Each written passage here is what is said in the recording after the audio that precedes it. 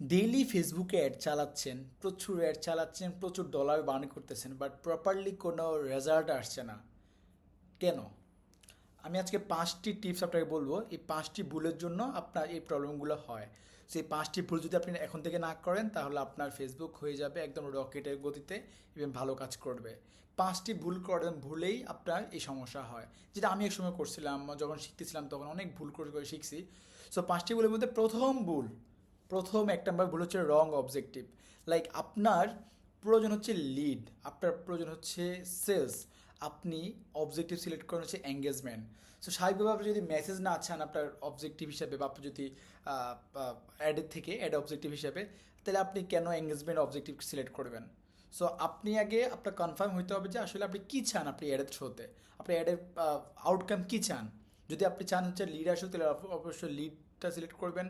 যদি মনে হয় যে আপনি সেলস করবেন, তাহলে ডেফিনেটলি সেলস করবেন।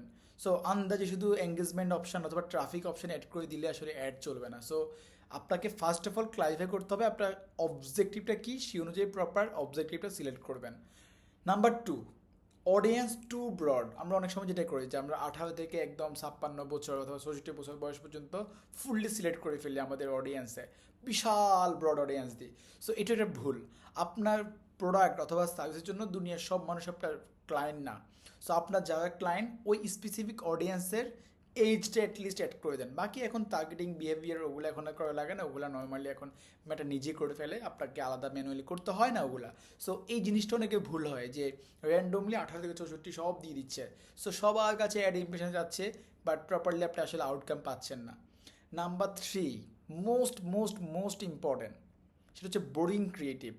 সো আপনার ক্রিয়েটিভ যদি আপনি চেঞ্জ না আনেন, আগের মধ্যে just একটা পোস্টার, একটা রিলস অথবা একটা ভিডিও দিয়ে আপনি অ্যাড চালা দিলেন, তাহলে কিন্তু হবে না।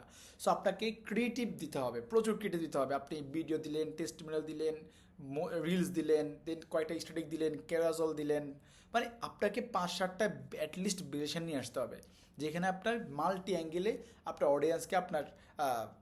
অডিয়েন্সকে মেটা অ্যাডগুলো দেখাবে। সো আপনাকে হচ্ছে ডেফিনেটলি 5-6টা ভ্যারিয়েশন নিতে হবে।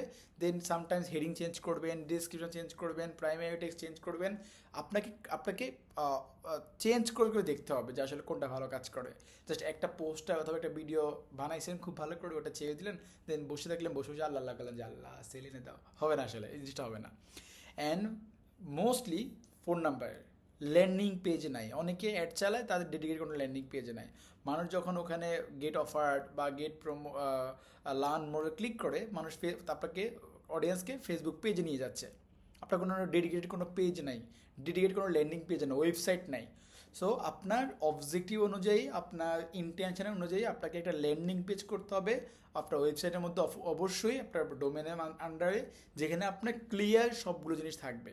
প্রোডাক্ট হলে প্রোডাক্ট, সার্ভিস হলে সার্ভিসের ডিটেলস বিষয়গুলো ওখানে থাকবে, যেন মানুষ ওখান থেকে ইজিলি আপনাকে জানতে পারে, প্লাস আপনার যেটা যেটা আপনি দিতে চান সেটা যেটা সেও নিতে পারে। অ্যান্ড 5 নাম্বারটা আজকে বলবো না, কমেন্ট করেন, কমেন্টে আমি ওটা ওয়ান্ডারফুল একটা বিষয়, ওটাই মিস করলে সব মিস, বাট কমেন্ট করেন, আমি ওটা 5 নাম্বারটা কমেন্টে লিখে দিব। টাটা।